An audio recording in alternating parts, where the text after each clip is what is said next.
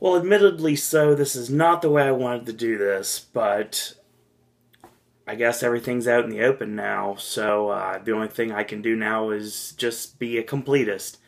And I was going to tackle everything 3 performances at a time, and now there apparently is not going to be any more performances, because someone decided they wanted to let the entire list out. And now there's a lot of rumors going around saying that the list may or may not be true. We don't know at this point. There's been a lot of things back and forth about it. But I will state that 2 things I know as of this moment.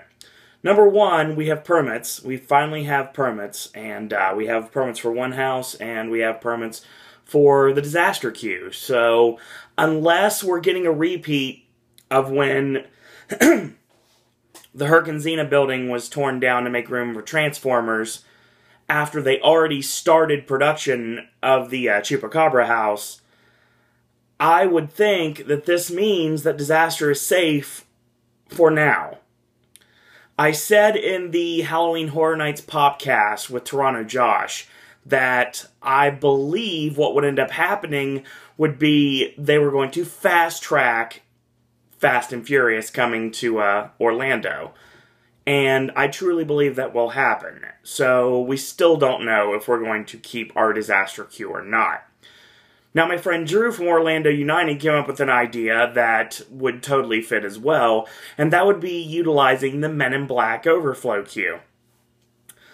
Excuse me, that means a maze that would go, literal maze, that would go in Disaster would move over to Men in Black, and we'd still have an outdoor element to it. Which means you could still use the chainsaws. But I'm getting ahead of myself. Dr. Jimmy has 5 more Cryptic Performances. Cryptic Performances 10, 11, 13, 15, and 17. So I might as well decrypt those. Wondering if you're going to get a statements video this year. The show must go on. I'll just put it that way. Cryptic Performance 10, which is Tradition from The Fiddler on the Roof. Tradition, to me, it was a direct connection. There was no crypticness to this at all. This was basically talking about the traditionals. And the traditionals being like old school trick-or-treaters, basically like pumpkins, old Halloween traditions is basically what I'm looking at. And probably bringing the actual traditionals back from Halloween Horror Nights 22, and most likely bringing fan favorite Rosie the Fox Girl as well.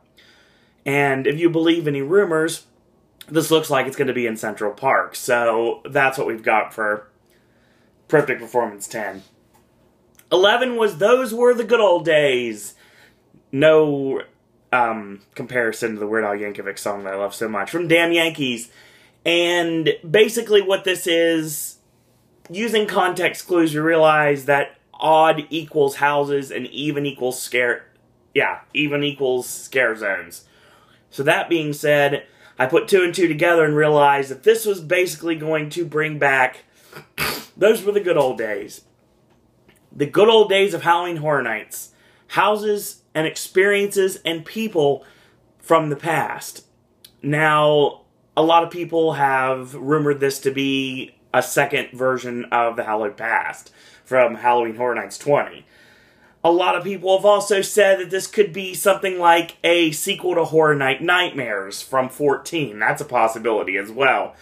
Or maybe even a version of like a Silver Screams from 19, or Horror and Wax from 14, or even the Unnatural History Museum from 8. Basically, it's a best-of house.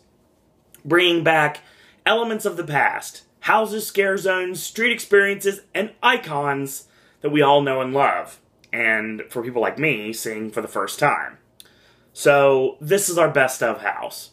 Whether it's Hallowed Past or Horror Nights Nightmares, this is what I'm looking at.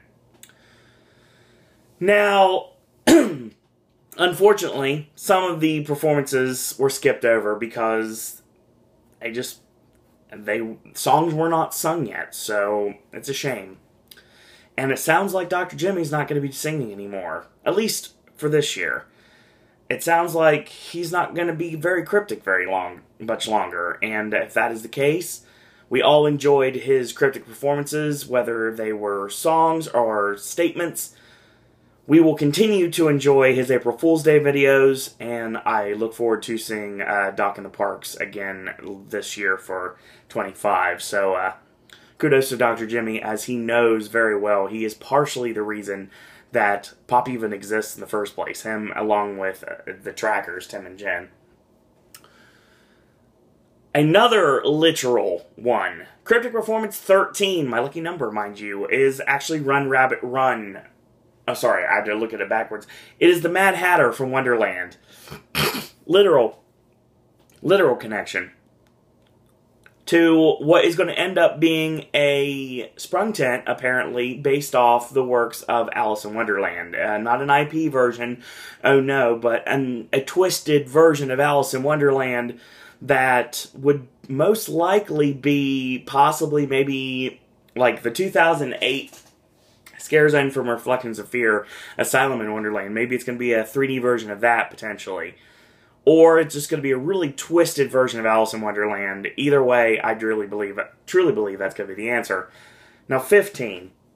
15 is literal. It's Run Rabbit Run again, from The Little Dog Laughed. Run Rabbit Run, something that a lot of people would know from House of a Thousand Corpses. Rob Zombie's not coming to Orlando. I don't think we ever get Rob Zombie in Orlando. I could be proven wrong, but I would think if we're going to get Rob Zombie at Halloween Horror Nights, it's going to be on the West Coast, not on the East. So that being said, Run Rabbit Run, if the rumors are to believed, we're looking at a third version of Run.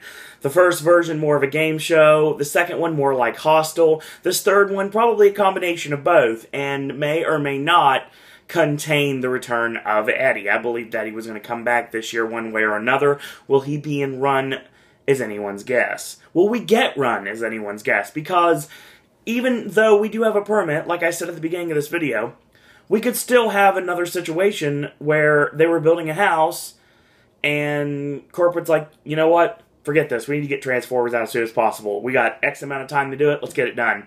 They can do the same thing and say, you know what? Fast and Furious, like, Furious 7 is the #4 movie of all time box office as of this week. We gotta fast track this. It's gonna do really well in Hollywood. It looks awesome. We want to put our own little spin on it, and we're gonna turn San Francisco into LA. Or something like that. We'll see.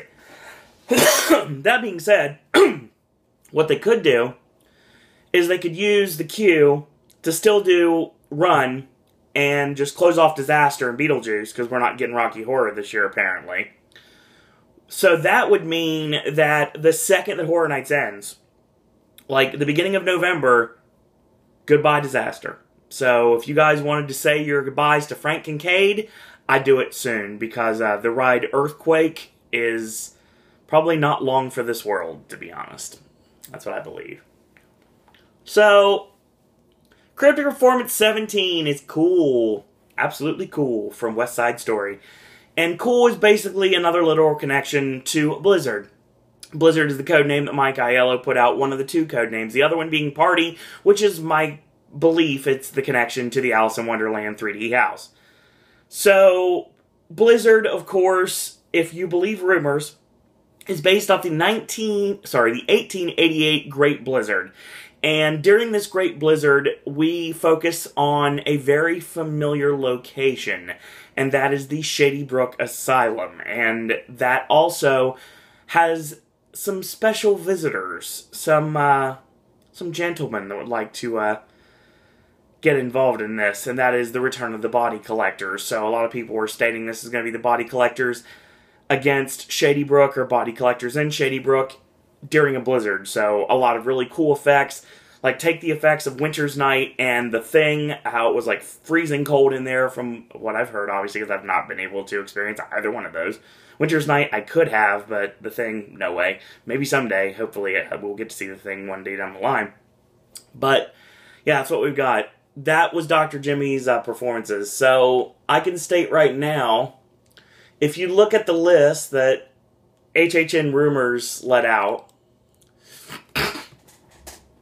what is missing here? What is Dr. Jimmy not talking about? Well, he got a chance to perform pretty much everything he wanted to do. There was a couple of things that are missing. There's actually a rumor, South Street, over by the Transformers meet and greet, is going to host Hellgate Prison. So, I don't know if that's going to happen or not. It's a possibility. But that's just anyone's guess. So, Rocky Horror, as of this moment, it doesn't sound like it's coming back. But then again, this could all be rumors. You never know at this point. And if it is rumors, and we're not getting anything that I just said, then that's what happens sometimes. There's the breaks, and I guess we'll find out what's going on. And very soon, I have a feeling we'll get our first house announcement. I think we get our prices and our tickets to go on sale first. I think since it is the beginning of May, I think in the next couple weeks, we probably get tickets on sale. And maybe by the end of the month, if not the beginning of June, we get our first house announcement. And I think it's going to be a share for both Orlando and Hollywood. So, it's anyone's guess what's going to happen with that. So, yeah, that's basically what we got right now. Statements will come soon. We'll just put it that way. So, stay tuned for that. So, that being said, if you'd like to check out the podcast that I did with First Class Horror, I'm going to have a link in the bottom in the description bar. I'm also going to have a link to my first podcast, the official podcast, branded podcast, that I did with Toronto Josh. That's going to be included in the link at the bottom. And as always, if you'd like to follow Halloween Horror Nights Orlando on Twitter, you can. It's at Horror Nights ORL. You can check out some great sites that are Halloween Horror Nights related and haunt related, like HHN Crypt, HHN Rumors, and I'll also check out my friend Charles and the good people at Designing the Fear at designingfear.com. You can also check out some great Horror Nights updaters like Dr. Jimmy, Docimo, HHN Trogdor, my friend Matt, the Horror Nights updaters as a collective, just Horror Nights updaters, which there's singular channels, my friend John, Psychomassacre Film, my friend Vic, Dr. Emmett Brown 1, my friend Neil UKHHN, The Red Steel TV, Deadly Fear 1283, Crazy Englishman, First Class Horror, Horror Squad Television, Mr. Horror Nights. There's a lot of great, I mentioned here, the Thrill Seeker Network, I had to mention that as well, my friend Tristan, HHN Fan 16, Admiral HHN, and a lot of other great updaters as well. So, I will be talking Halloween Horror Nights again on In the Loop podcast very soon, and once I get information on when that's actually going down, I'll let you guys and girls out there know for sure. So, as always, if you'd like to talk about Halloween Horror Nights with me, you can do so via Facebook at Owen Disney. You can do via Twitter at Sir Owen Disney. And if you would like to show your support for this channel, it's now 2 years old as of yesterday, like our Facebook fan page. It's under Sir Owen Disney Pop or Sir Owen Disney and Pop if you want to search for it. And if you want to talk Horror Nights with me in a completely easy way, just email me. It's very simple. It's sirowendisney@gmail.com. So in the meantime, I want to thank you guys and girls out there for watching. And until tomorrow, boys and girls, that's all I got to say about that.